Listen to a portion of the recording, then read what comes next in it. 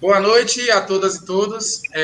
Meu nome é Walter Zaqueu e eu estou aqui como representante da equipe Feira de Santana Negra para realizar com vocês a nossa primeira noite do nosso evento chamado Feira de Santana Negra, que tem como mote inicial, né, o debate e o combate ao silenciamento das experiências das pessoas negras em Feira de Santana, né? O Feira de Santana Negra é um evento produzido com apoio da Prefeitura Municipal de Feira de Santana, da Lei Aldir Blanc, Secretaria Municipal de Cultura, Secretaria Especial de Cultura, Ministério do Turismo e Governo Federal.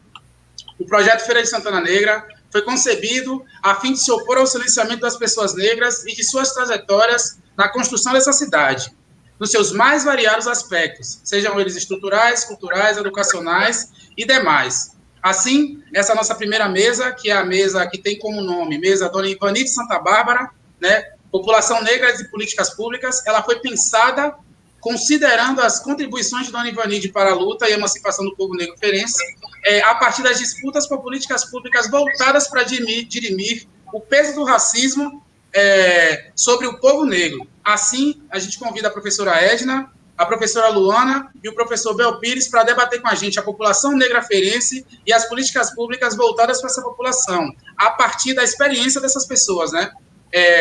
Com a palavra, então, a professora Edna, nossa convidada, a professora Edna, que é docente do Departamento de Saúde da UFES, professora Edna Araújo, e com a palavra, professora. Boa noite, Pro. Boa noite, Walter Zaqueu. Boa noite aos meus colegas participantes dessa mesa, Luana e o professor Bel. E gostaria de enfatizar que é um prazer estar aqui participando dessa mesa. Então, como o Walter falou, eu sou professora da UFES há uns 33 anos, né? Me aposentei recentemente, mas ainda continuo trabalhando na pós-graduação em saúde coletiva, nos cursos de mestrado e doutorado em saúde coletiva. E também, atualmente, estou coordenadora de um grupo temático chamado Racismo e Saúde, da Associação Brasileira de Saúde Coletiva, Abrasco, assim, a sigla é Abrasco. Na UFES, eu fui responsável, fui coordenadora de grupo de pesquisa e responsável pela criação do Núcleo Interdisciplinar de Estudos sobre Desigualdades em Saúde. E esse núcleo tem como objetivo trabalhar justamente com as desigualdades, né, sociais, que incluem as desigualdades raciais, e esse núcleo ele foi criado principalmente para dar oportunidade para alunos que entram na universidade pelo sistema de cotas serem iniciados na pesquisa. Então, nós sabíamos que na UFES, principalmente no nosso departamento de saúde, os alunos negras e negros tinham grande dificuldade de ter acesso aos núcleos de pesquisa e serem iniciados, né, como alunos de iniciação científica. Geralmente tinham recusas, nunca tinha vagas para esses alunos. Então, nós resolvemos criar um núcleo que acolhesse esses alunos. E a gente vem trabalhando com os alunos, nós temos alunos que começaram com a iniciação científica e hoje já são professores da UFES, professores da Universidade Federal do Recôncavo, professores da UNEB também, e de várias faculdades, né, privadas. Tem um ex-aluno do NUDES que atualmente é professor na Universidade Federal de Sergipe também. Então, esse núcleo tem desempenhado esse papel. Nós temos tido, enquanto núcleo de pesquisa e também enquanto atuação do GT Racismo e Saúde, temos tido grande atuação na defesa da implementação da Política Nacional de Saúde Integral da População Negra.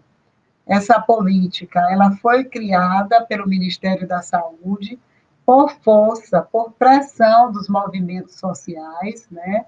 O movimento social negro, e houveram vários marcos que delimitaram, que foram importantes até 2009 ser criada essa política. E daí para cá tem sido uma luta árdua para implementação dessa política. E nós fizemos parte do Comitê Nacional pela implementação dessa política, junto ao Ministério da Saúde, mas em 2016, com o golpe, tiraram Dilma, né? E aí foi tudo que a gente tinha conseguido até ali, foi desfeito praticamente. Mas nós continuamos na luta, defendendo essa política. Essa política tem o objetivo de reduzir o racismo, dar visibilidade, em primeiro lugar, ao racismo institucional, que faz com que, dentro da esfera do SUS, as pessoas negras e outras populações, como a população indígena, a população cigana, a população LGBTQI+, e várias outras populações, sejam tratadas de forma diferenciada, no sentido de ter menos acesso e de não ter um tratamento igualitário. Então, tem várias pesquisas que mostram que mulheres negras, por exemplo, quando engravidam, têm menos acesso às consultas de pré-natal, chegam mais tardiamente também na procura por esse acompanhamento pré-natal. Durante o trabalho de parto, essas mulheres também peregrinam mais atrás de maternidades que possam acolhê-las.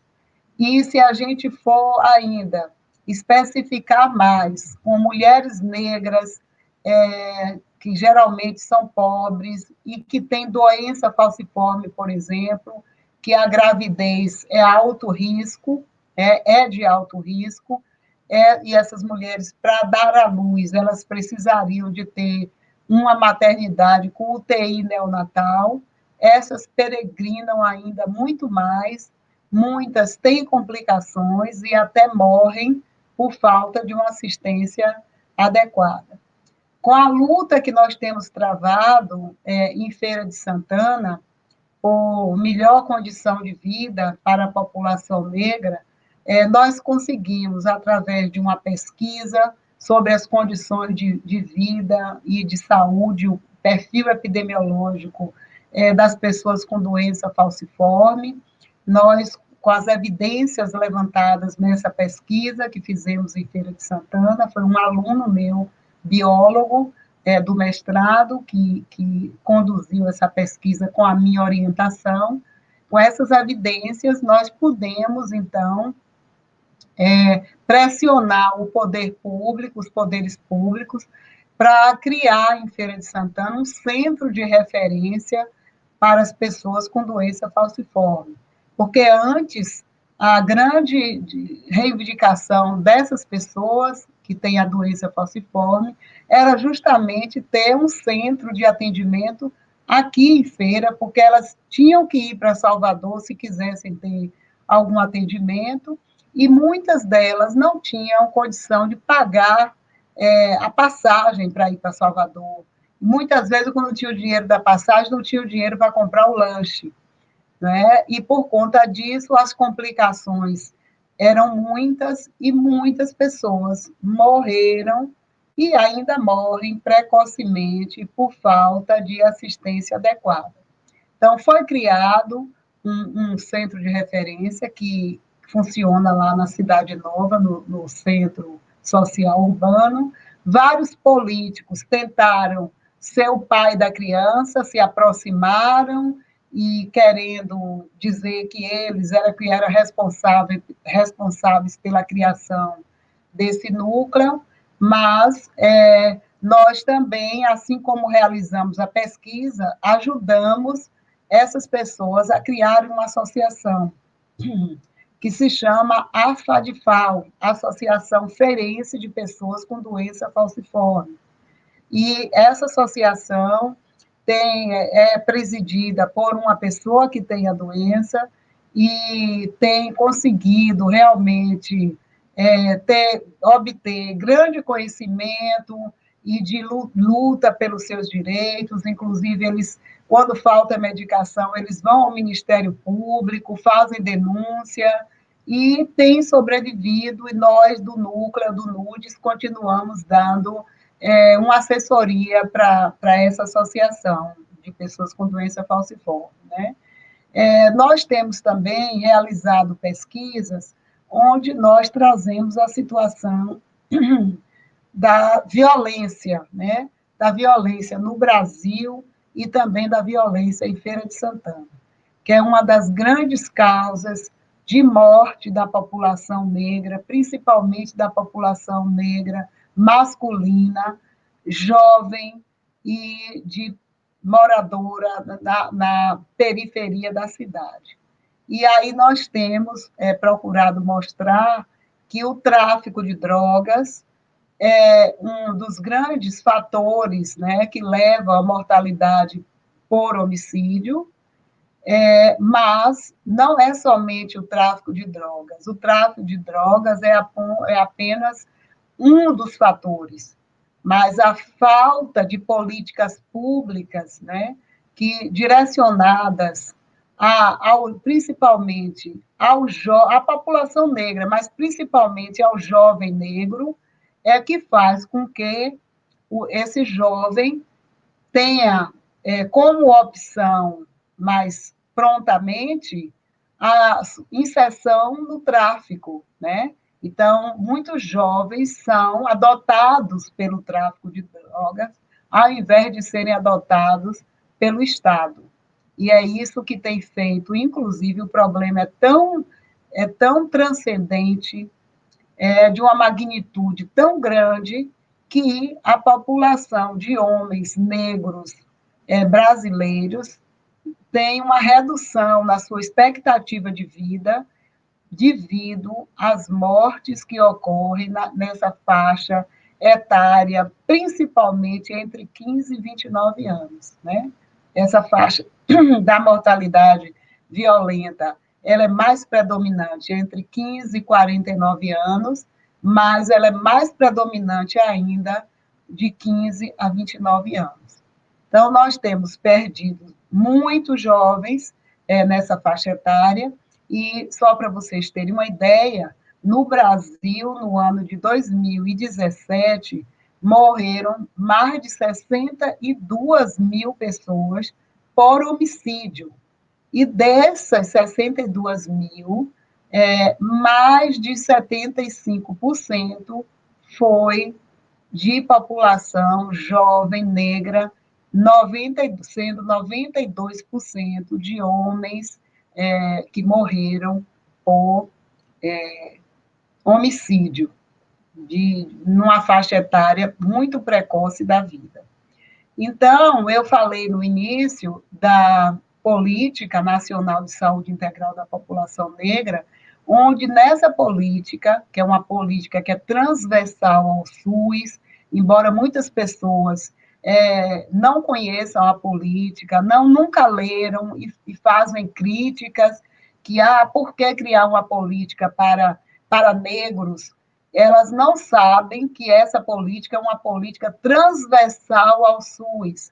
É uma forma de fazer valer um dos princípios do SUS, que é a equidade em saúde. Ou seja, tratar diferente quem é diferente.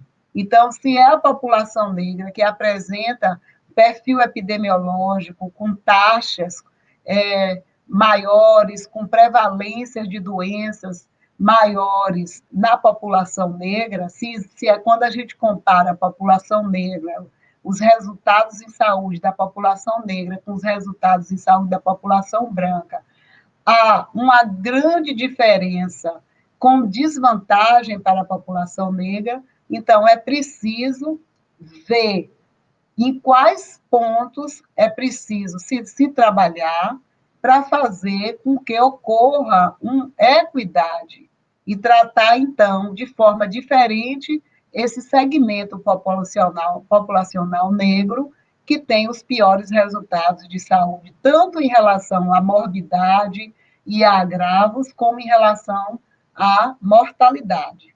Então, são as mulheres negras que têm menos consultas pré-natal, são as mulheres negras que morrem mais por causas maternas, que a essa altura do campeonato, em pleno século XXI, não era para estar morrendo nenhuma mulher, nem negra, nem branca, por causas maternas. E, no entanto, nós temos uma grande razão de mortalidade, uma alta razão de mortalidade entre as mulheres negras, né? Inclusive, mesmo com os objetivos de desenvolvimento do milênio, não foi alcançado a meta que era de melhorar as condições de atendimento das mulheres gestantes.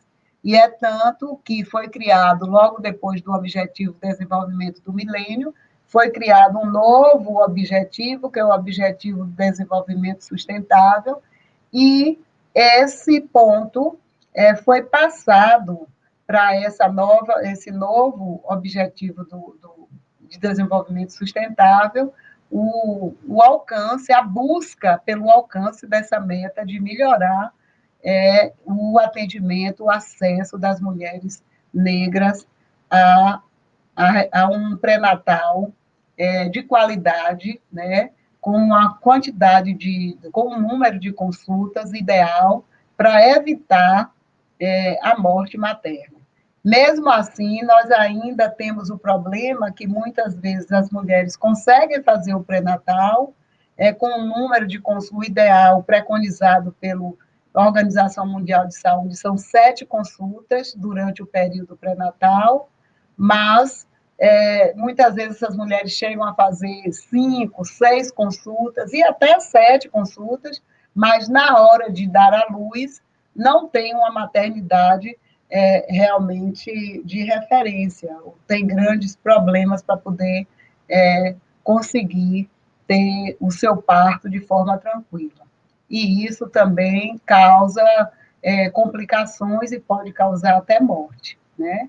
Então, nós temos, na política, estão lá estabelecidas, por um consenso de pesquisadores, quais são as doenças e os agravos que são mais prevalentes na população negra. Então, nós temos diabetes, hipertensão, como doenças mais prevalentes na população negra, a violência, HIV/AIDS, né? Nós temos também doenças genéticas, que são um número muito pequeno, não é? E temos as doenças como os agravos, como a desnutrição, né? E que poderia ser superado, ser melhorado bastante, se os gestores tivessem o compromisso, a responsabilidade de se basear nos dados epidemiológicos para o planejamento das suas secretarias municipais de saúde, né? Então, a implementação da política não é criar simplesmente, como se criou aqui em Feira, a divisão de igualdade racial e colocar lá em uma salinha algumas pessoas, geralmente contratadas porque foram cabo eleitoral de vereador ou do próprio prefeito, e dizer que tem uma divisão de igualdade racial no município, se setor, não funciona, não tem autonomia, não tem verba. A política ela deve ser transversal a todas as secretarias que existem no município. Então, a política, para ela ser implantada, ela deve ser transversalizada em todas as secretarias. Hoje mesmo, tomou posse de uma secretaria que foi criada pelo novo prefeito, é uma secretaria denominada Secretaria de Política para a Mulher, e foi, então, colocada como secretária dessa secretaria uma vereadora. E a gente precisa saber qual é o compromisso que essa vereadora tem em que essa secretaria funcione realmente para as mulheres e que tenha um atendimento especializado, um olhar especial para as mulheres negras, porque são elas que estão em situação de maior vulnerabilidade, tá certo? Então, estou sabendo que começou em Feira de Santana a vacinação contra a Covid-19, mas somente em comunidades quilombolas certificadas. Então, eu sei, por exemplo, que em Matinha só falta vacinar 20% da população, em Candeal 2 falta vacinar 50% da população, mas é preciso que a secretaria garanta a vacinação para as outras comunidades que existem em Feira de Santana, inclusive as outras comunidades quilombolas urbanas, como a Rua Nova, por exemplo, né? E que não são ainda certificadas pela Fundação Palmares, né? E nós, se vocês me perguntassem, professora, qual é a política que existe, quais são as políticas que existem em Feira de Santana para a população negra, com vistas à igualdade racial? Eu vou dizer a vocês, em Feira de Santana, praticamente não existe política nenhuma, porque existe essa política com as pessoas com doença falciforme, que funciona de uma forma capenga, mas funciona sob muita pressão e sob a associação está o tempo todo no Ministério Público para poder fazer valer os direitos deles, né? Essas outras não é secretaria, mas divisões, núcleos que são criados, como tem um núcleo também de igualdade racial, né? Em Feira, que funciona ali próximo da rodoviária, não dá resolutividade aos problemas que são enfrentados pela população negra. Então, é criado aquele núcleo, é um cabidezinho de emprego, fica ali aquelas pessoas sem dinheiro, sem autonomia para resolver nada, só para dizer, só para constar que existem políticas voltadas para a população de Feira de Santana, a população negra de Feira de Santana. Eu gostaria até de chamar a atenção dos políticos, né, do prefeito que foi empossado recentemente, que, como epidemiologista que ele que oriente o novo secretário de Saúde, que é médico, que se baseie no planejamento da Secretaria Municipal de Saúde pelos dados epidemiológicos, pelo perfil epidemiológico da população de Feira de Santana, dando especial atenção para as populações em situação de vulnerabilidade. E a população de maior vulnerabilidade é a população negra, que está representada, sobre-representada na população em situação de rua, e na população também que estão nos presídios e por aí vai. Eu estou vendo o tempo, são 24 minutos 24 minutos e 30 segundos a minha fala, e eu me baseei em 25 minutos, porque o Walter disse que poderia ser até 25, tá certo? Isso, então, pronto. Pode seguir, então. Era só para avisar que tem mais uns minutinhos, já está se caminhando para o final. Pronto. Então, para fechar a minha fala, é isso. Eu aproveito essa oportunidade para chamar a atenção dos políticos de Feira de Santana para a questão das populações em situação de vulnerabilidade, e principalmente durante essa pandemia, né, que nós estamos vivenciando ainda, nós sabemos claramente quem é que tem menos condições de fazer o enfrentamento a essa pandemia. São as pessoas que estão nos semáforos, tendo que vender bugigangas para poder sobreviver, porque o dinheiro do Bolsa Família só não dá para isso. O auxílio emergencial já foi suspenso, então as pessoas estão passando muitas dificuldades e essas pessoas têm que ser priorizadas também para a vacinação, porque são essas pessoas que mais se contaminam por ter que ir para se movimentar, pegando transporte coletivo lotado e se contaminando. Tá? Então, eu fico por aqui, para não tomar o tempo dos meus outros colegas que irão falar, e fico à disposição para o debate. Muito obrigada. Obrigado, professora Edna. Foi uma fala, sempre é, né? Ouvir a senhora sempre é um momento inquietante. Eu fiquei com várias perguntas para lhe fazer, que eu espero poder fazer. Acho que é muito importante a pesquisa que a senhora desenvolve, o trabalho que a senhora desenvolve, principalmente para a população negra feirense, que, como a senhora bem demarcou, é uma população que se encontra também nesse aspecto desassistida, por que não dizer também abandonada, né? Então, passar a fala agora para a nossa querida professora Luana. Professora Luana, que é mestra em oralidade, também é professora da Rede Estadual e Municipal de Feira de Santana, desenvolve um trabalho voltado para a contação de história, e vamos ouvir a professora Luana. A professora Luana tem entre 20 e 25 minutos para fazer sua fala. Quando estiver no finalzinho, a gente avisa. À vontade, professora Luana.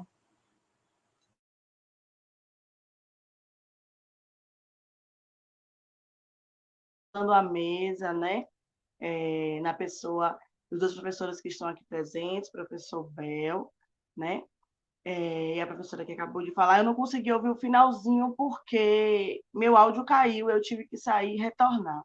Mas, quando estiver gravado, eu vou pedir para dar uma olhadinha no final da fala da senhora. Bom, vou pedir licença, né, a dois gigantes que estão nessa mesa, a meus ancestrais, e vou começar a falar um pouco da minha trajetória rapidinho. Eu estou um pouco gripada, então talvez eu nem utilize tanto o tempo. Vou tentar, né? Professora sabe que fala bastante. Bom, eu vim de Salvador muito nova, passei no vestibular cedo, 16, 17 anos, então eu tenho mais tempo de feira do que de Salvador. E desde então vivo aqui, fiz universidade, participei do movimento estudantil da universidade, e no finalzinho da universidade, eu passei no concurso do Estado, passei no concurso da UEPS na época de funcionário público, e logo depois, um ano depois, para o município de Feira, mas escolhi continuar professora em detrimento da vaga de funcionária na universidade. Fiz 2 especializações, trabalho desde então em escola pública, né, tanto do Estado quanto do município, e as minhas 2 especializações ainda foram um pouco mais voltadas para a parte técnica, para a parte de língua portuguesa, para a parte de metodologia, né? Só no mestrado é que eu senti um chamado especial, vamos dizer assim. Minha professora, minha orientadora, ela gosta muito de cutucar a gente, né? De incentivar a gente. E eu trabalho numa realidade aqui no Parque P, pelo município. Eu trabalho muito com os alunos do Renascer, né? Do Parque P ali da Cidade Nova. E a senhora que tinha acabado de falar, inclusive, sobre isso, lá no Ernesto, no Feira 4, né? Eu trabalho com os alunos da Rua Nova, né? Do Barro Vermelho, da expansão do Feira 9, do Feira 9 propriamente dito. E quando eu fui pensar, porque meu projeto do mestrado, ele é um projeto profissional, é o Profiletras. Então, nós não fazemos o projeto para entrar. Nós entramos e depois pensamos no projeto, pensando na nossa realidade de sala de aula. Bom, a minha realidade de sala de aula, porque eu escolhi o Ernesto, né, para ser a sede do projeto, a minha realidade era uma realidade de muitos alunos negros, negras, A maioria deles que não se identificavam enquanto negros ou negras, tinham muita dificuldade nisso, e que viviam uma opressão muito grande de outras religiões que não são as religiões de matrizes africanas. Não estou dizendo que eles não possam ser, mas algumas religiões e algumas ações anulavam a própria essência dos nossos alunos. Então, muitas meninas, não que as meninas e os meninos não possam se utilizar ou vestir roupas ou fazer o que quiser com seus cabelos, mas muitas delas se anulavam enquanto mulheres negras e homens negros, em detrimento da aparência comum, né? Do que a sociedade queria que eles aparecessem. Então, pensando em o que trabalhar com esses meninos eram aqueles meninos que conversam muito na hora das aulas, mas na hora que são chamados a falar de si, que são provocados, eles se retraem. Então, eles não tinham autonomia na oralidade deles, na fala deles, né? Eles não se viam, se descobriam enquanto seres negros, né? enquanto viventes de um ambiente rodeado de negritude, de cultura negra, como é a Rua Nova, efervescente, né? De manifestações culturais, de pessoas bastante conhecidas. E eu falei, como é que eu vou chegar nesses meninos? Então, eu sou uma mulher negra, né? Sou mãe, sou professora e sou candomblessista. Não que eu tenha, como é que eu vou dizer? Tenha que trazer a religião de matriz africana para que eles possam entender de onde eles vieram. Não, foi apenas uma. Eles já conhecem o catolicismo, eles já conhecem o evangélico, né, o protestantismo, eles já conhecem infinidade de religiões. Mas quando a gente fala do candomblé, que é uma religião, inclusive, ancestral, eles vêm logo com misericórdia, professora, está repreendido. E aí eu fui pedir para eles conversarem com os velhos deles, né? Os antigos das suas comunidades, as pessoas com que contavam histórias para eles, né? E eles me vieram com várias histórias, com várias tradições, com algumas simpatias, com algumas histórias que são bem típicas do povo católico e do povo do candomblé, porque existe um sincretismo muito grande, né, dessas duas religiões. Então, minha orientadora me convidou a trabalhar com oralidade, né, e contar histórias da ancestralidade. Essas histórias seriam histórias dos nossos povos ancestrais, né, vindos da África. Então, eu escolhi um livro, na verdade, ela me presenteou um livro chamado Aimó, e eu comecei a trabalhar nesse livro. A menina é convidada a conhecer as iabás, que a gente chama, as orixás femininas. E quando se conta uma história de uma iabá, uma orixá feminina, você conhece uma história de um aboró, de um orixá homem.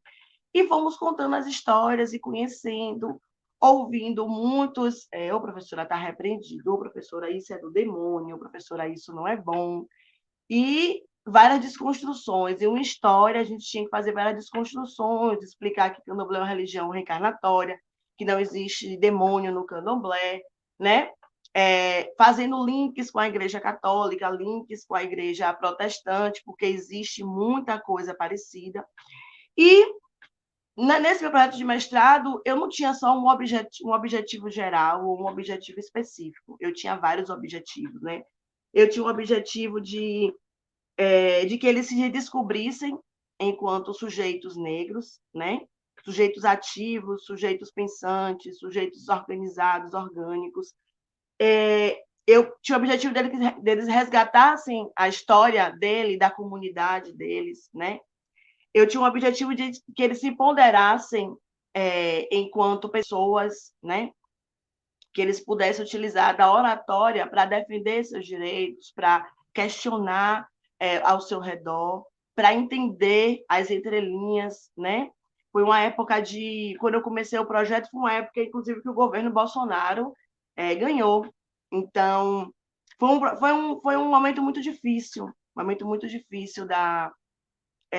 do projeto, eu pensei em desistir, mas foi tudo tranquilo, né? Eu tinha o objetivo de que eles resgatassem a ancestralidade deles, ou pelo menos, eles entendessem de onde eles vieram, entendeu? Nós também pensamos na proposta de antirracismo, né? Deles se entenderem como pessoas antirracistas, né? Então, foi um projeto muito rico em histórias. Então, eles se voltaram para suas comunidades, ouviram as histórias das suas famílias, né? Dos seus mais velhos, dos seus vizinhos, dos seus avós, dos seus tios. E, ao final do projeto, nós tivemos gratas surpresas, nós tivemos uma apresentação muito grande no Cuca, muito bonita deles, né? Nós tivemos a presença, inclusive, do professor Zaqueu, que foi lá dar uma palestra sobre empoderamento negro, inclusive, falou um pouco sobre a diáspora negra também. Mas nós tivemos muito apoio, inclusive, da escola, da própria família, porque eles entenderam que porque o livro falava sobre orixá, não tinha nada a ver com nós impormos a religião para eles, né? Foi apenas mais uma forma de conhecer uma outra religião, uma outra história, uma outra vertente. E nós tivemos gratas surpresas, inclusive, na Rua Nova, nós tivemos alunos que se tornaram, já eram contadores de histórias natos, né? E conseguiram mostrar um pouquinho, inclusive, do seu ambiente. Então, nós tivemos oficinas de turbantes, nós tivemos oficinas de atabaques, nós tivemos cânticos e danças de matrizes africanas, tivemos a oportunidade de ouvir, de contar histórias, né? Tanto da família deles, tanto da comunidade deles, quanto as contadas no livro. E foi um projeto muito rico. É muito mais difícil fazer um projeto com adolescentes, porque a gente ainda lida um pouco com a imaturidade da adolescência, a gente ainda lida um pouco com o descompromisso, às vezes, com alguns prazos, com algumas responsabilidades dadas, mas foi um projeto muito rico para eles poderem se empoderar enquanto sujeitos negros, né? Enquanto pessoas, enquanto adolescentes que serão futuramente adultos, né? Que poderão brigar e entender de onde vieram, para onde querem vir, para onde eles podem ir, que eles têm um mundo, né, para eles. E assim, foi uma surpresa muito grata para mim ter encabeçado esse projeto e ter recebido muitos frutos. Eu vou contar uma história para vocês, que é uma história que eu conto para eles, logo quando a gente começa a história, eu vou mostrar para vocês como a gente pode falar sobre uma história ancestral e que a gente vai ouvir elementos tanto da Bíblia, né? Tanto da Bíblia católica, que a gente fala que a Bíblia católica, a Bíblia protestante, né? Os livros a mais, outros a menos, e que isso não tem problemas em relação a falar de religião em sala de aula, porque a gente não se fala de religião, a gente falou de história ancestral. Então, há um tempo, antes do tempo, Oxalá foi convocado por Olorum, que é o Deus que a gente chama comumente, para criar o mundo. Antes disso, ele tinha que consultar um babalaô, que é chamado, né, os adivinhos.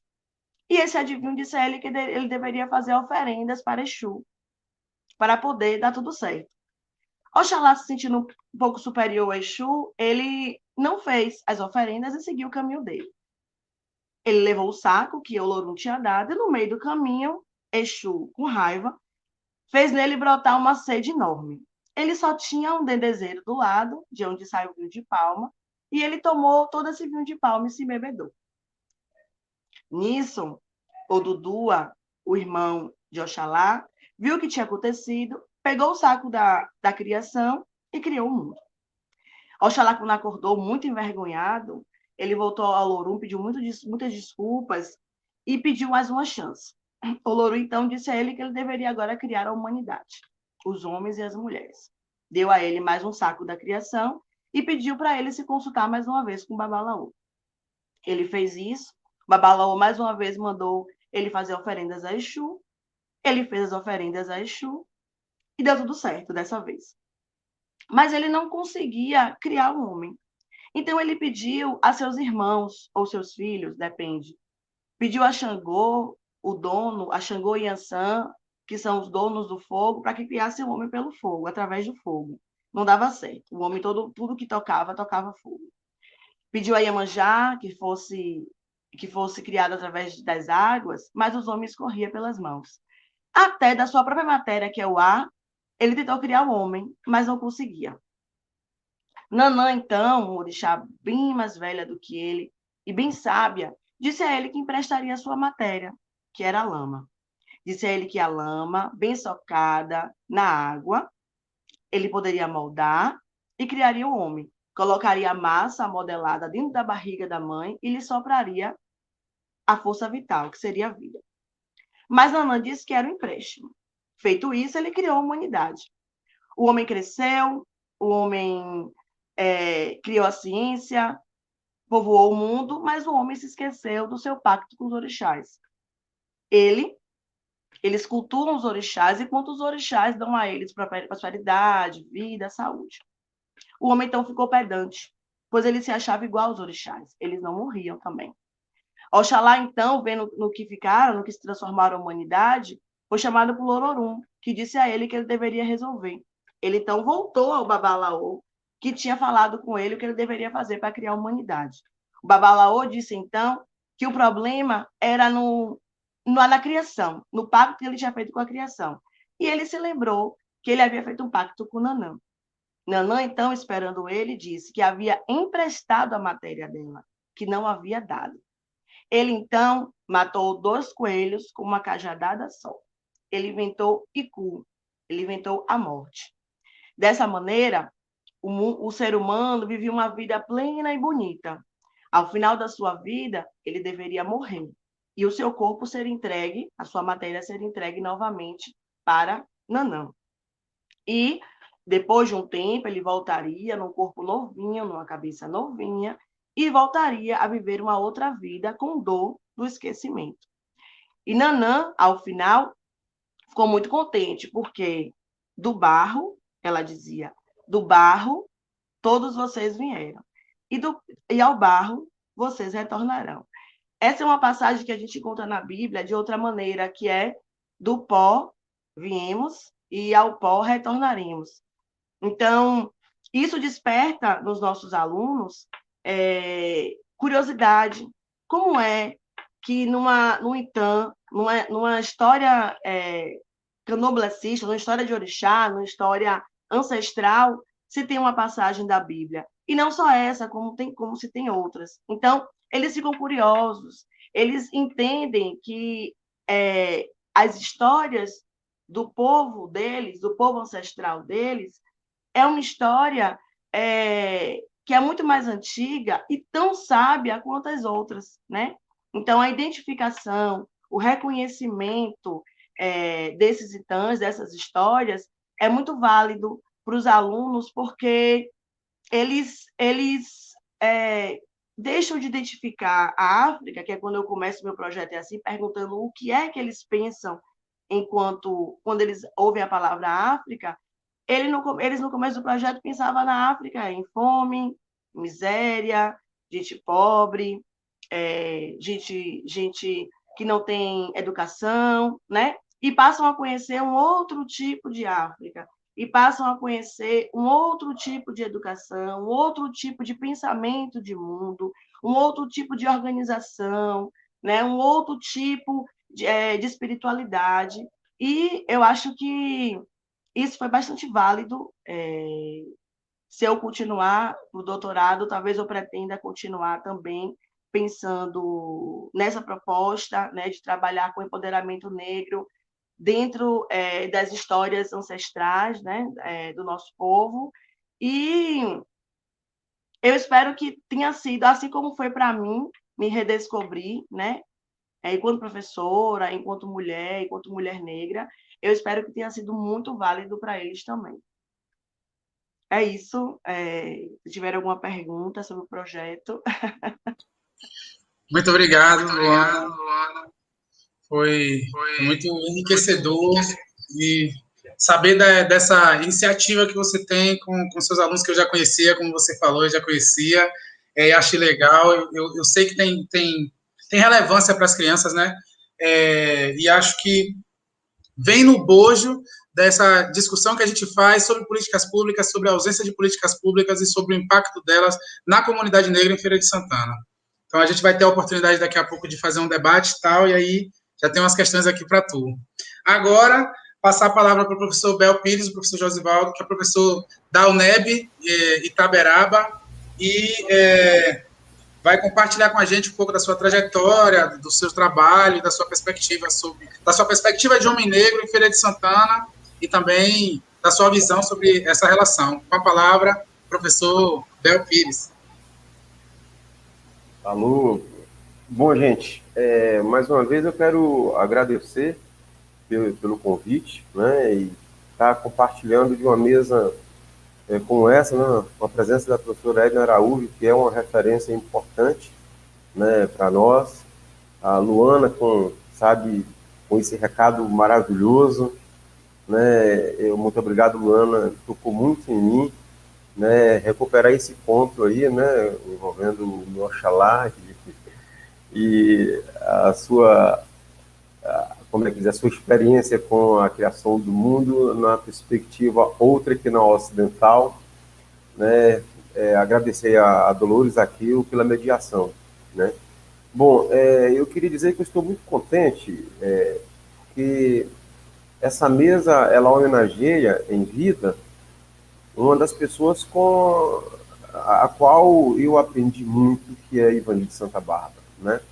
Então, para mim, só ter o nome de Ivanide na mesa já era o suficiente para aceitar o convite, né? Então, fica aqui a minha dedicatória a Ivani de Santa Bárbara, né? Bom, gente, na verdade, eu não sou feirense natural de Feira de Santana, eu sou naturalizado, né? Eu nasci num município que chama-se Central, que é um município que fica na Chapada Diamantina, na região de Irecê, né, da micro-região ali do município de Irecê, mas muito novinho, né, vim para Feira de Santana, meus pais vieram para a feira, eu acredito que eu não tinha um ano completo ainda, tanto é que toda a minha documentação cadastral, né, minha certidão de nascimento foi tirado aqui em Feira de Santana. Né, naquela época, demorava um pouco mais para poder tirar os documentos, fazer os registros, como a gente chama, né, das crianças, né, e o meu veio acontecer em Feira de Santana. De lá para cá eu não saí de Feira de Santana, né, tanto eu me tornei feirense. Eu não nasci feirense, me tornei feirense aí essas mais de 4 décadas, né, de vivência em Feira de Santana. E eu sou capoeirista, né, sou mestre de capoeira, coordeno o Maluco Centro de Capoeira Angola, que trabalho aqui em Feira de Santana e no estado do Pará. E fiz escola pública, né, estudei escola pública no Colégio João Duval Carneiro, e no Colégio Agostinho Flores da Mota, né. Lá no Agostinho Flores da Mota eu fiz aquele curso de CPA, que é uma formação de aceleração, como vocês conhecem, né. E aí ingressei na universidade, né, fui fazer o curso de licenciatura em História, né, de licenciatura em História lá na universidade, junto com outras colegas, e a gente criou o Núcleo de Estudantes Negros e Negras de Feira de Santana, núcleo este que existe ainda hoje na UF, né. E de lá eu fiz o mestrado em História, fiz o doutorado em Estudos Étnicos e Africanos, né, na UFBA, e depois eu ingressei no corpo docente da Universidade do Estado da Bahia, sou lotado do Departamento de Educação, em Itaberaba, portanto, Chapada, né? Piemonte, Paraguaçu, Chapada, né? Ou seja, voltando de onde eu saí. E lá eu coordeno o Laboratório de Estudos Africanos e Espaço Atlântico, né, o LEAF. Portanto, a minha fala aqui neste evento, ela poderia ter como título Testemunhos Literários de Culturas Negras, por uma política de preservação da memória afro-brasileira em Feira de Santana, né? E quando eu estava montando o texto, que será disponibilizado no e-book, eu acredito, né? Eu lembrei do Sidney Chalhoub, que é um historiador brasileiro, né?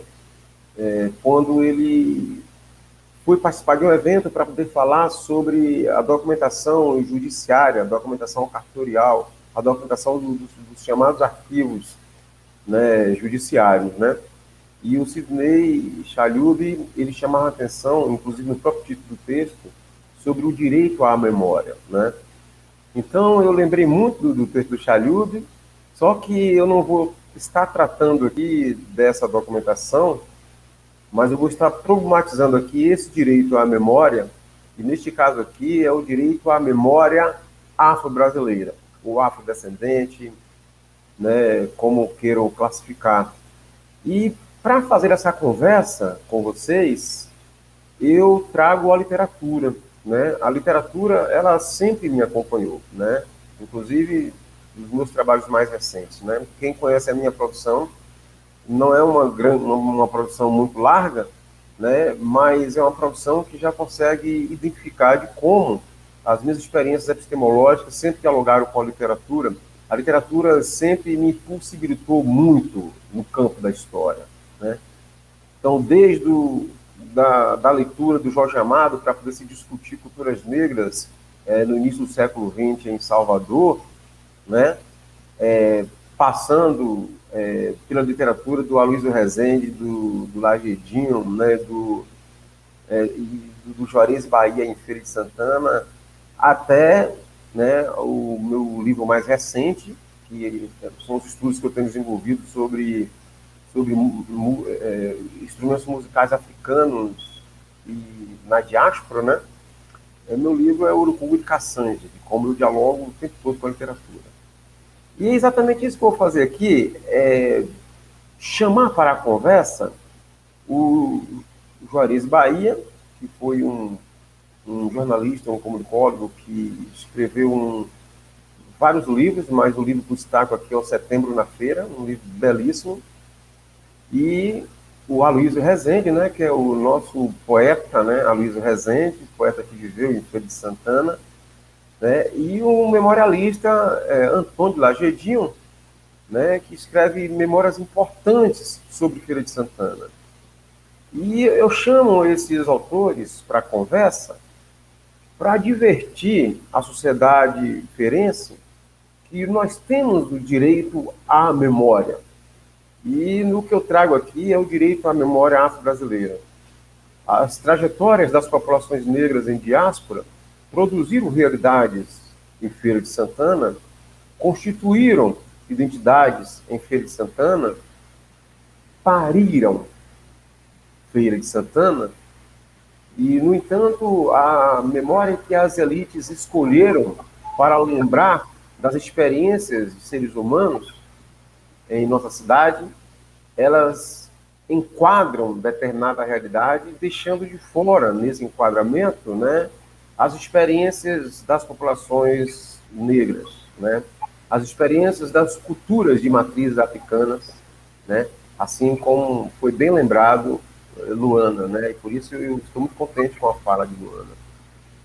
Então, esses testemunhos da literatura nos reportam a uma Feira de Santana que ficou de fora do discurso oficial enquanto elementos constituintes da história feirense. E nós temos o direito a essa memória. Nós temos o direito à memória afro-brasileira de nossa cidade, né? E, curiosamente, eu vou estar tratando sobre o universo que foi citado por Luana, que é o dos candomblés, né? Que é o dos candomblés. Então, eu poderia começar com o Juarez Bahia. O Juarez Bahia, em Setembro na Feira, ele revela o universo dos candomblés feirenses, né, das décadas de 50, 60, 40, porque a literatura tem essa capacidade, né, de transcender tempo, né? Então, ele começa com uma história muito interessante, né? Ele começa dizendo o seguinte: narrando um personagem que chama-se Tom Palanque.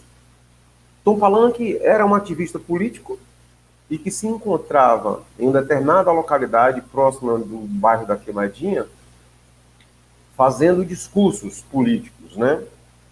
E que rapidamente alguém o informa que a polícia estava por vir e que não seria interessante para o Tom Palanque, que o Tom Palanque precisava fugir às pressas e se esconder aonde a polícia não pudesse lhe alcançar. Esse contexto é o contexto do varguismo, né, da ditadura Vargas, né? Então ele contextualiza bastante ali os anos 40, 50, né? E o Tom Palanque, ele sai para se esconder das autoridades policiais, porque o discurso dele colocava em xeque a ordem estabelecida, como funciona nas ditaduras, né? Na ditadura você não pode questionar, você não pode expor a ordem estabelecida. Nós estamos vivendo um pouco disso agora, nesse momento, no governo do atual presidente, né? E o Tom Palanque procura uma casa e ele chega nessa casa e diz, olha, eu preciso me esconder, aonde eu posso ficar? E essa senhora chega para o Tom Palanque e diz, olha, só tem um lugar onde não vão te procurar, é na casa do diabo. Essa senhora era uma personagem que o Juarez Bahia criou no livro, chamada Nena do Bode, Mãe Nena do Bode. E essa casa do diabo, e a casa do diabo é o texto literário, como está no texto literário do Juarez Bahia, era na verdade o recinto de Exu. Portanto, Exu iria dar guarida para esse ativista político que estava fugindo de uma polícia que, por tabela, uma polícia racista, obviamente, né? E ele começa narrando um conjunto de outras histórias. E essa Nena do Bode, sem sombra de dúvida, foi inspirada em uma personagem histórica da cultura de matrizes africanas em Feira de Santana, que é a Ayalorixá, Mãe Helena do Bode. Né? Eu não tenho dúvida de que essa é a grande inspiração do Juarez Bahia. E ele traz outros personagens, né, em seu romance, que é um romance que eu classifico como romance histórico, como, por exemplo, eu vou estar elencando um conjunto de nomes aqui, eu poderia linkar um conjunto de nomes aqui, e que você vai identificando essas personagens na história do Feira de Santana, né? Então, Licinho da Jeremeira, por exemplo, a gente consegue encontrar o Licinho da Jeremeira e outros personagens em uma publicação de jornal feita pelo jornal Folha do Norte, de 1966, quando elenca o conjunto de festas de terreiros de candomblé e, sabe, de casas de culto do candomblé de Umbanda, né? E com datas das festas, com o nome das pessoas responsáveis pela casa, né? E o nome do terreiro. Então, o conjunto dos personagens que aparecem em Setembro na Feira, livro publicado em 1986, né? Um conjunto dessas personagens, elas, na verdade, foram inspiradas, né, em personagens reais, foram inspiradas em figuras que viveram a Feira de Santana, né, e que representavam, né, as culturas de matrizes africanas de Feira de Santana, e representavam a experiência da religiosidade de matriz africana em Feira de Santana, e que destas pessoas e dessas experiências nós conhecemos muito pouco. Uma memória que está guardada, está em esconderijos, enquadrados, né, pelo discurso e pela memória reinante das elites ferenses, das elites brancas ferenses, né? Portanto, a ideia é que a gente provoque, de fato, essas memórias, né? E que se cogite o desenvolvimento de políticas de preservação da memória afro-brasileira em Feira de Santana. Então, assim como o Juarez Bahia, a gente, por exemplo, alcança algumas dessas informações através do texto memorialista de Antônio de Lagedinho. Tanto Juarez Bahia quanto Antônio de Lagedinho não são feirenses, né? Mas se tornaram feirenses, né? O Antônio de Lagedinho ainda vive aqui em Santana, ele é da Chapada e tal, e o Juarez Bahia é cachoeirano, enfim. Então, o Antônio Lagedinho, lembra de um conjunto de outras histórias que nos reporta também a experiência das culturas de matrizes africanas em Feira de Santana, a experiência das populações negras em Feira de Santana.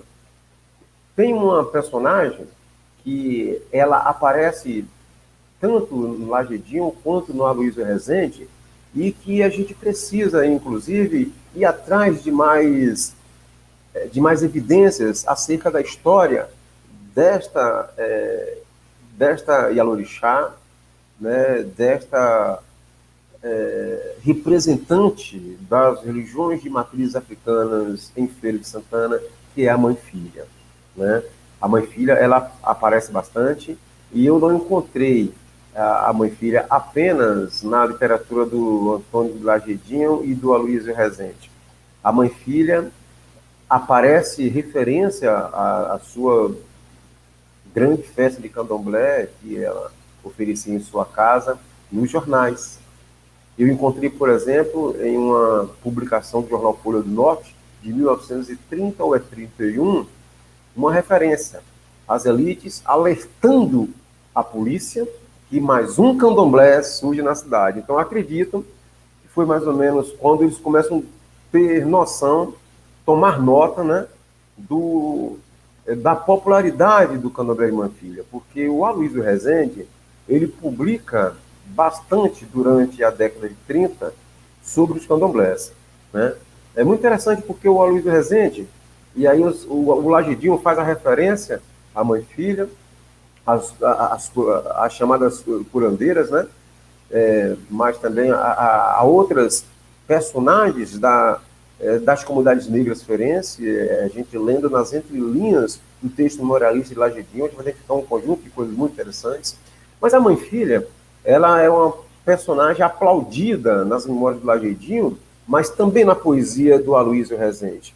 E o Aloysio Rezende, ele declara, inclusive, que era frequentador do terreiro de Mãe-Filha. Né?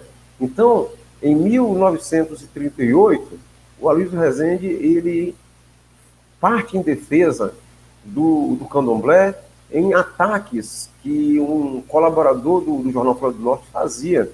Esse colaborador era um colunista que assinava como o Regenerador. Olha só, né? Pouco sugestivo, né? Obviamente que não é. Estamos tratando aqui da década de 30, no período que a eugenia ela acompanhava os discursos de racialismo, né? Enfim, e o cara assina no jornal como o Regenerador, né? O Regenerador, e critica o candomblé.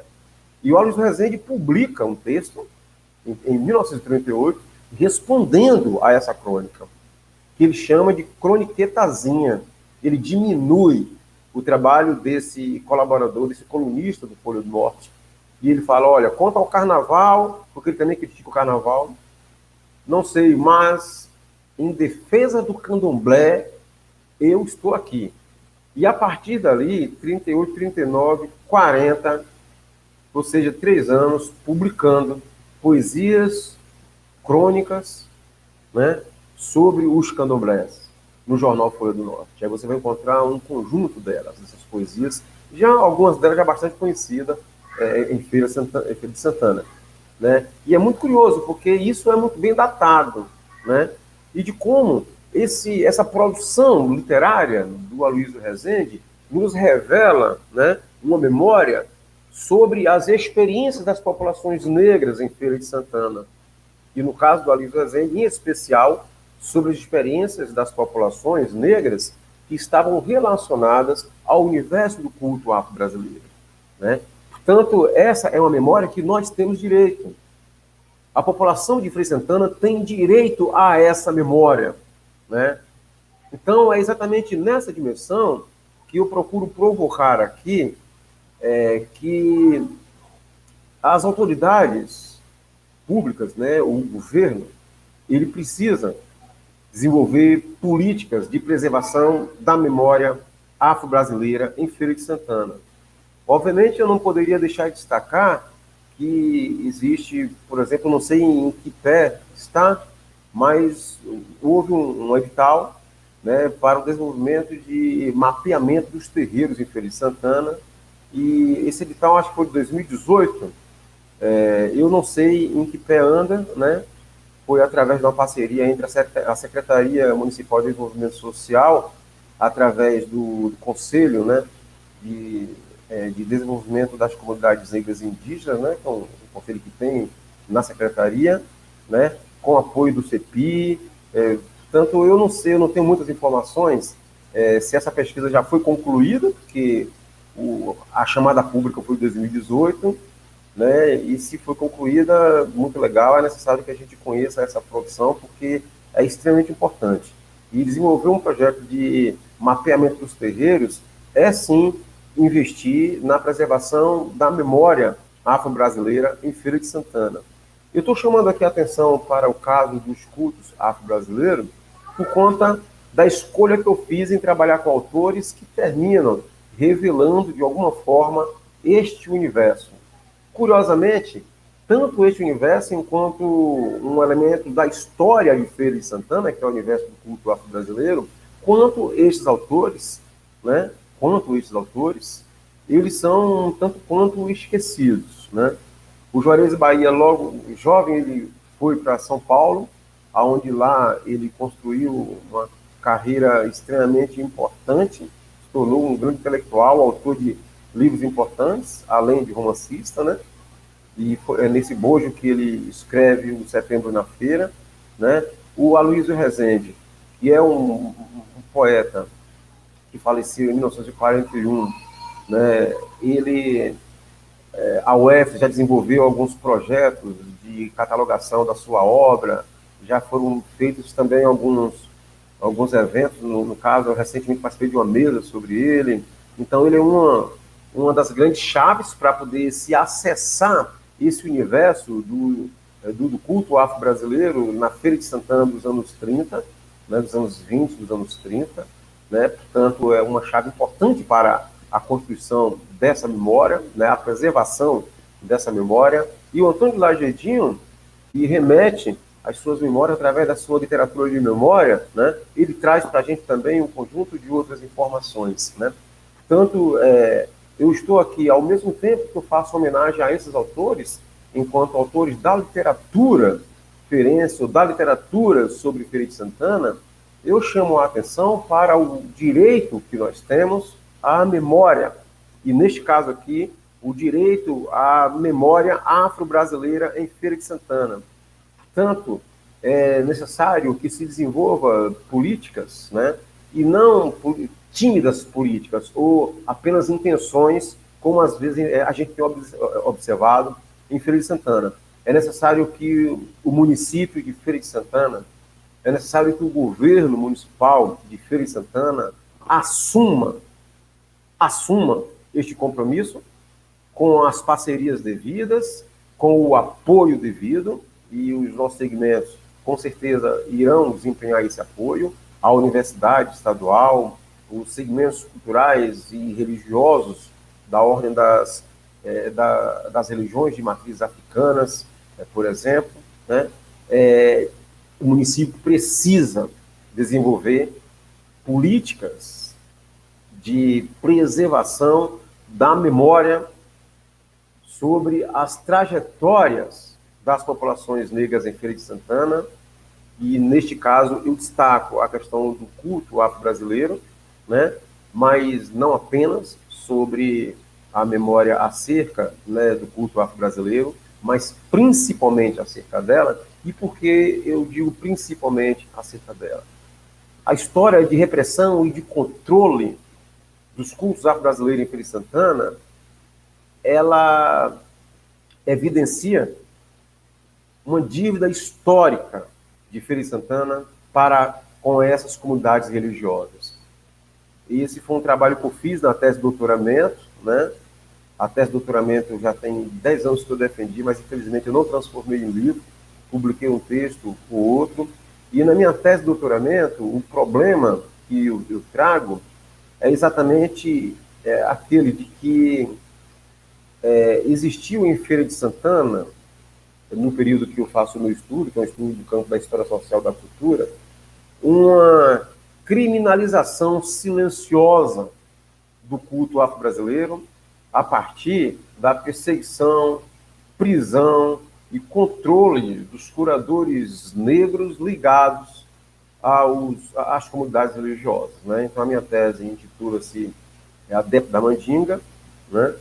E, portanto, eu chamo a atenção para isso, de como os arquivos judiciários, né, disponíveis, inclusive, esses documentos que eu utilizei, disponíveis no CEDOC da UFES, de como eles evidenciam, né, evidenciam uma criminalização do culto afro-brasileiro a partir da perseguição dos curadores que atuavam, né, em Feira de Santana e que tinham alguma relação com os candomblés feirenses, né? Portanto, a minha passagem por aqui é para chamar a atenção, para colaborar nessa linda mesa que homenageia a minha querida amiga Ivani de Santa Bárbara, né? Para dizer para a população feirense que nós, especialmente nós, a população negra feirense, tem direito à memória afro-brasileira e devemos, sim, cobrar das autoridades públicas, né, das comunidades políticas, da gestão do município, o desenvolvimento de políticas de preservação à memória afro-brasileira na Princesa do Sertão. Então, fica aqui a minha contribuição. Muito obrigado.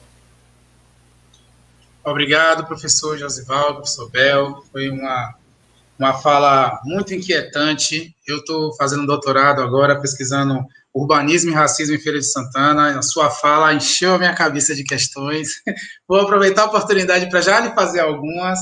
Então, agradecer a todo o pessoal, né, pelas contribuições. Lembrar que esse é um projeto que ele é feito com o auxílio da Lei Aldir Blanc, da Prefeitura Municipal de Feira de Santana. E, como a gente tinha combinado um pouco mais cedo, vamos fazer uma rodada de questões aqui. Eu fiquei com questões para todo mundo, e já que eu estou nesse local de privilégio de poder fazer uma pergunta para todo mundo da mesa, eu vou fazer. E aí, vou seguir a ordem. Primeiro, eu queria fazer uma pergunta para a professora Edna. Professora, eu já tinha ouvido a senhora falar sobre as suas ações extensionistas ligadas à população negra em Feira de Santana, à saúde da população negra em Feira de Santana, e a senhora trouxe hoje vários elementos para a gente pensar a importância das políticas públicas voltadas especificamente para as populações afrodescendentes no espaço da cidade, né, em Feira de Santana. É uma coisa que é característico do Estado brasileiro, mas no caso de Feira de Santana a gente conseguiu ver a partir das falas da senhora as especificidades. E aí eu queria que a senhora comentasse como é que a senhora percebeu, ao longo da sua trajetória, a ausência dessas políticas públicas e o impacto? Porque a senhora falou bastante também do seu lugar de uma pesquisadora e de uma militante, né? Eu posso dizer militante, do sentido de combater os impactos da ausência dessas políticas públicas. Mas em sua vida, na sua trajetória, né, o que mobilizou a senhora a entender que era necessário que desenvolvessem políticas públicas e ações voltadas para atingir essa população que tem carência de assistência do ponto de vista estatal. Minha primeira questão é uma questão para a professora Luana. Professora Luana, você mencionou na sua fala como foi o impacto, né, como foi que as crianças receberam no ambiente de sala de aula a provocação para estudar e conhecer, a partir da sua oralidade, traços da cultura africana, da cultura afro, no seu dia a dia, na sua comunidade, com os seus mais velhos. E aí eu queria saber como é que você entendeu o impacto dessa ação extensionista, que tem um caráter, né, de política pública, ela só não é feita pelo governo, mas, no final das contas, é uma ação voltada para o público da população negra. Como é que você percebeu o impacto dessa ação nos seus alunos na sala de aula? Ao mesmo tempo, fazer a mesma pergunta que eu fiz à professora Edna: como é que você pensa a sua trajetória enquanto mulher negra, vivendo aqui em Feira de Santana? Como é que você pensa a sua trajetória a partir da ausência dessa e de outras políticas públicas voltadas para um tema que dialoga muito com o tema que o professor Bel Pires apontou, que é o direito à memória, né, o direito a reivindicar a sua ancestralidade africana? Então, como é que você percebeu esse impacto nos seus alunos na sala de aula, né, e como é que você percebe esse impacto na sua trajetória? Por fim, professor Bel, O senhor falou um monte de coisa, eu fiquei aqui com um monte de questões, eu vou entrar em contato com o senhor depois para perguntar, porque eu preciso. Mas eu queria fazer uma questão em específico, que é a seguinte: na sua fala, e aí o senhor começa a sua fala apontando a importância de Dona Ivani de Santa Bárbara para a nossa trajetória, para as lutas da população negra em Feira de Santana, e a sua fala ela demarca muito, em muitos momentos, a atuação de outras mulheres negras vinculadas à experiência das populações afrodescendentes no Brasil. E aí eu queria saber como é que o senhor avalia o impacto desse silenciamento, né, dessa desafricanização na trajetória dessas mulheres negras em Feira de Santana. Porque a gente percebe na sua fala que há uma perseguição voltada para as manifestações de matriz africanas, e a gente sabe que, tradicionalmente, essas manifestações elas estão vinculadas à atuação de mulheres. Né? Então, tem um protagonismo feminino, e a gente pode ver que essa perseguição, ela intersecciona o racismo, o machismo, ela intersecciona outras formas de opressão. Como é que você percebe esse impacto na atuação dessas mulheres, na defesa da memória, né? Na defesa do direito à memória em Feira de Santana? Quem começa respondendo primeiro? Quem se sente à vontade? Pode ser a professora Edna, né, que falou há mais tempo. Segue a ordem mesmo, fica organizado assim. Tá. Então, eu olhando aqui o tempo que nós temos, eu estou fazendo um cálculo que cabe uns 3 minutos no máximo para cada um de nós, né? E aí eu vou falar bem rapidinho. Primeiro, eu quero fazer uma saudação à minha amiga e irmã Ivani de Santa Bárbara, que eu comecei a falar tão preocupada com o tempo e não fiz a saudação que Bel fez, né? E eu tenho que fazer, porque, afinal de contas, Ivanide é minha irmã. Só para vocês terem uma ideia, desde março de 2020, que Ivanide estava aqui comigo, morando aqui em casa, junto comigo. Eu tive esse privilégio, né? E tem pouco tempo somente que ela foi para a casa dela. Então, a gente se conhece de muito tempo, do tempo que morávamos no Calumbi, ali vizinho à Rua Nova, e então é uma amizade muito grande. A outra coisa é que eu gostei muito de ouvir a fala de Luana e também de Bel, e queria dizer, quero parabenizar a Luana pelo trabalho que ela está fazendo com as crianças, e eu sempre me preocupei de como é que essas crianças poderiam ter um conhecimento sobre as matrizes de religiões, né, africanas, e em um mundo que a gente sabe que é tão difícil de que as pessoas, não só as crianças, as pessoas, tão difícil porque o racismo vem primeiro, a discriminação, o preconceito vem primeiro, de que as pessoas se aproximem do que ensina, a coisa linda que é o que ensina as religiões de matriz africana. Queria dizer a Bel que eu tive o privilégio de conhecer Seu Licinho e também a Helena do Bode. Eu era criança e conheci, sei onde é que eles moravam, frequentei a casa deles, levada por adultos, mas fui em festas, né, promovidas. Na casa de Helena do Bode eu nunca fui para festa, mas eu sabia onde ela morava. Eu tinha medo dela porque naquele tempo diziam que ela era o próprio diabo e fazia medo, inclusive fazia medo às crianças, falando de Helena do Bode. E aí eu fico com uma grande satisfação de ouvir Bel, o doutor, né, falar sobre isso, e inclusive para poder me lembrar o quanto de sensibilidade eu sempre tive para essas causas, né, desde pequena. E aí vou entrar agora para responder a Zaqueu. Para dizer a Zaqueu que eu, como mulher negra, pelo sofrimento, pela trajetória de dificuldade, desde cedo, eu percebi que eu tinha um compromisso, tinha uma responsabilidade. Que o fato de, na minha rua, por exemplo, somente eu ter sido a menina que estudou, que foi para a universidade, que se formou, né? Eu pude ver que aquilo não era não era um privilégio meu. Eu pude perceber que eu me esforcei um pouco mais, fui mais determinada, talvez, mas eu sabia que isso não era um privilégio meu, que as minhas amigas, as minhas vizinhas, elas não tiveram como fazer isso, né? Que elas, por mais que elas quisessem, elas não tiveram como fazer isso.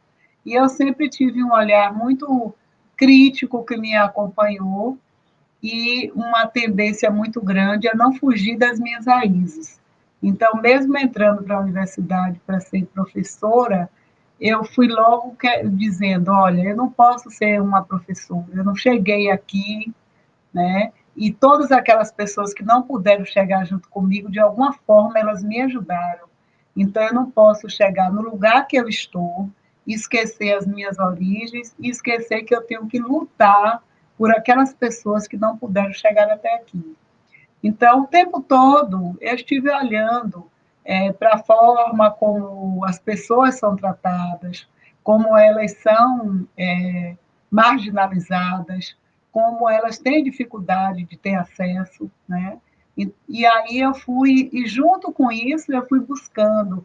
E o que é que poderia ser feito para que a vida dessas pessoas fosse diferente, né? Porque não existe uma preocupação dos poderes públicos, de quem está no poder, para poder melhorar a vida dessas pessoas. Eu fui tendo a compreensão que, por exemplo, violência, que eu falei aqui no início, que mata tantos jovens, ela tem como ser prevenida, ela tem como ser evitada, e isso não é feito, né? Então, como mulher negra, eu não poderia ter chegado na academia e não olhar, por exemplo, para as jovens, né, as meninas e os meninos negros que entraram através de cotas e que eram e que são discriminados, né? E foi assim, então, que eu pude ter essa formação crítica para, até hoje, eu estar pautando a minha atuação enquanto professora universitária, pautando a minha situação, a minha posição, pela busca de melhoria e por uma vida de qualidade para não só a população negra, mas todas as populações em situação de vulnerabilidade. Pronto, eu vou parar por aqui, senão não dou tempo para os outros. Mais um grande prazer. Muito obrigado, Pro. Lua? Então, você pergunta tanta coisa, que a gente fala em tão pouco tempo, né? Deixa eu ver. Você perguntou sobre o impacto do trabalho na sala de aula. Eu acho que eu não poderia esperar melhor, assim.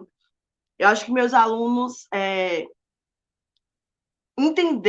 conseguiram entender que muitas das coisas que eles fazem e vivem em suas comunidades, nas suas famílias, vem muito do nosso povo.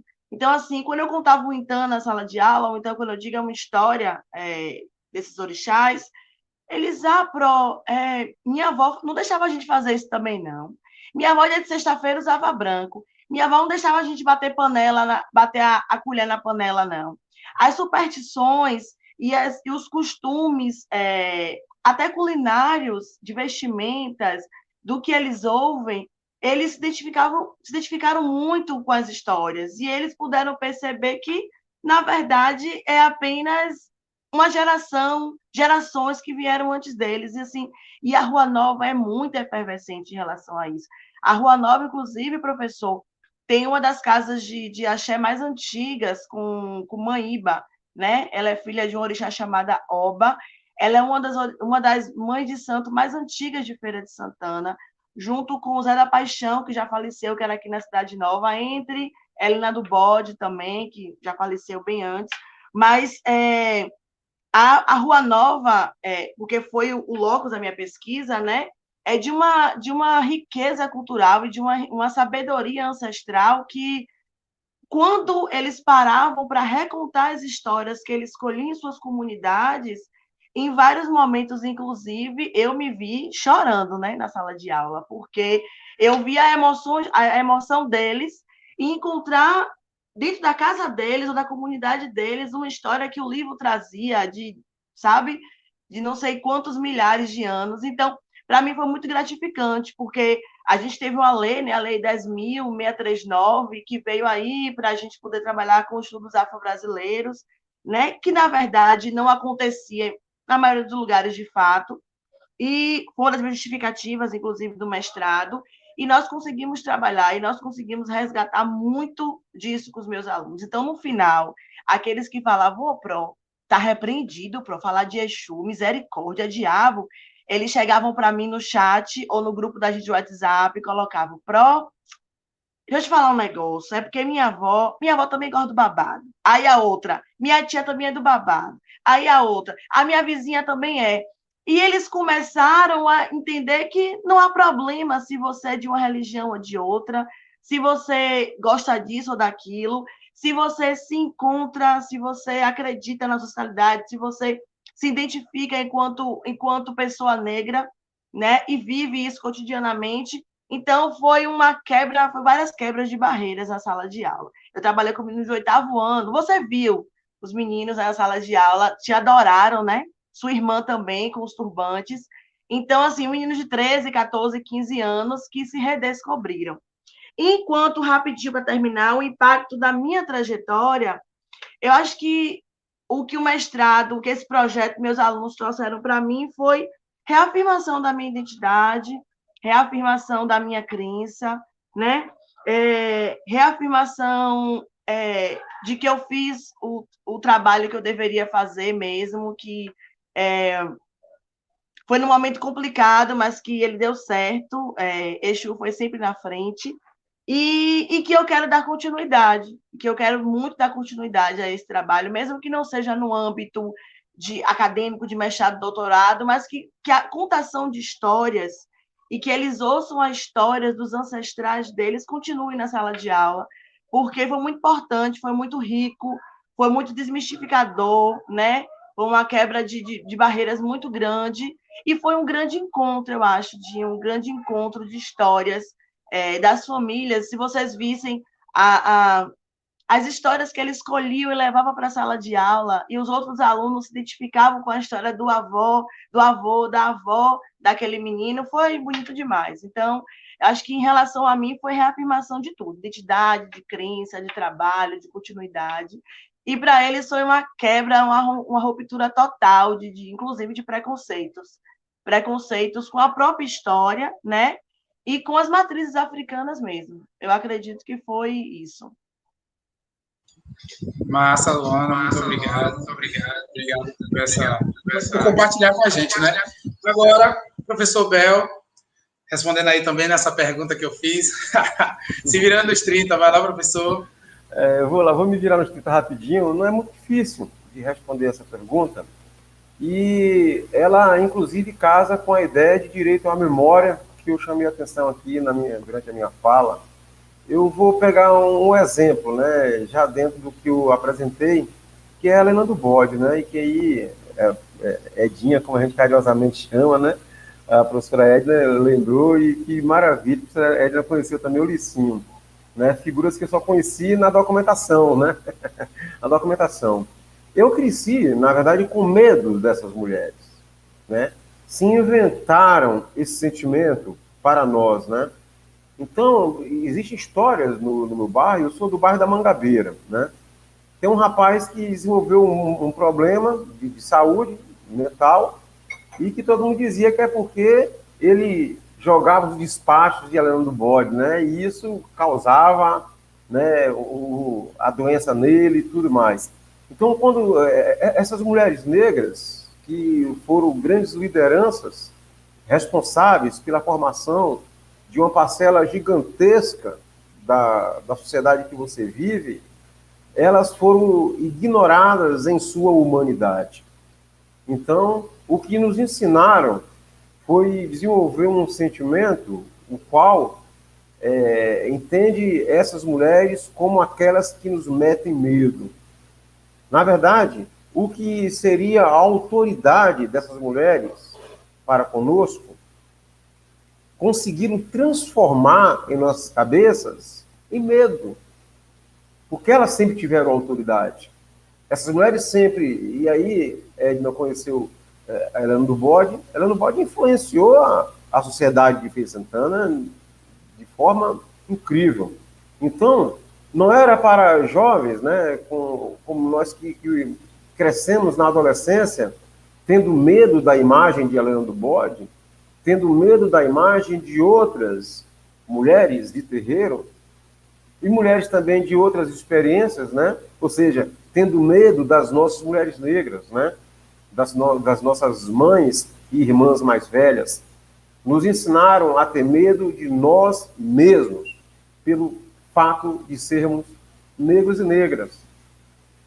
Então, o que a gente consegue reconhecer como autoridade e passar a respeitar nas pessoas brancas, nós ignoramos como autoridade e passamos a desenvolver um sentimento de medo com as pessoas negras.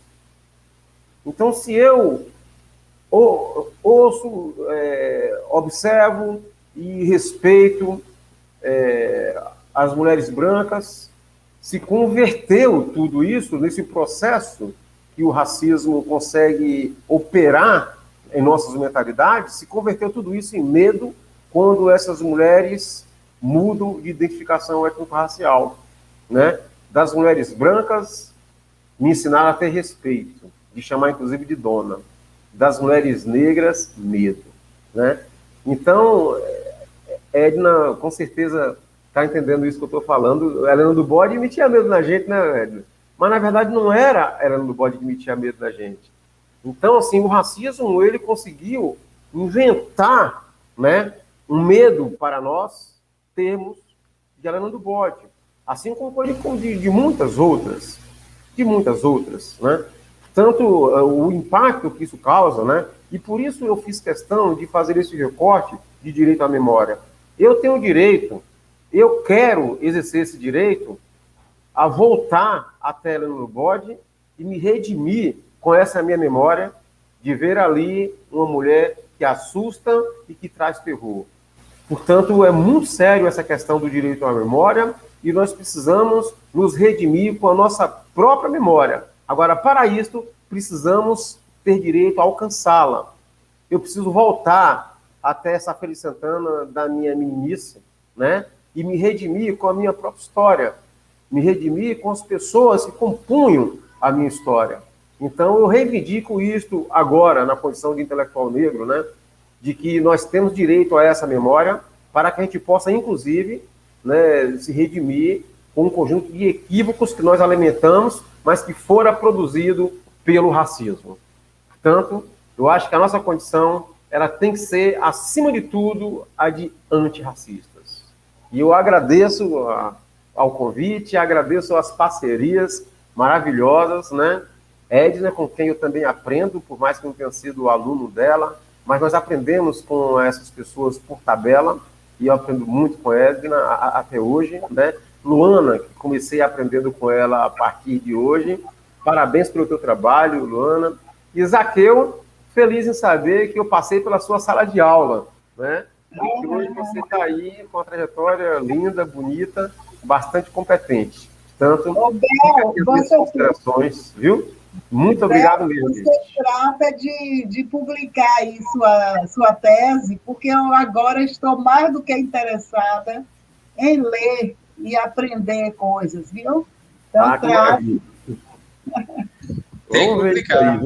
Tem que publicar. Gente, muito obrigado mesmo. Muito obrigado, professor Bel. Muito obrigado por apontar essa importância, né? Se a gente considera o papel ancestral e histórico que as mulheres pretas têm na estruturação do nosso povo, entender que essa perseguição e que essa peja racista contra as mulheres pretas na verdade, uma peja racista contra todo o povo preto, porque desestrutura toda a organização ancestral do povo preto e que resulta, né, nessa condição que a gente tem vivido hoje na cidade, que é uma condição de desassistência.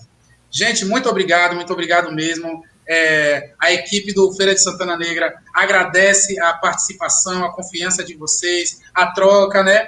Dizer que essa o Feira de Santana Negra é um evento produzido com apoio da Prefeitura Municipal de Feira de Santana, da Lei Aldir Blanc Feira, Secretaria Municipal de Cultura, Secretaria Especial de Cultura, Ministério do Turismo e Governo Federal.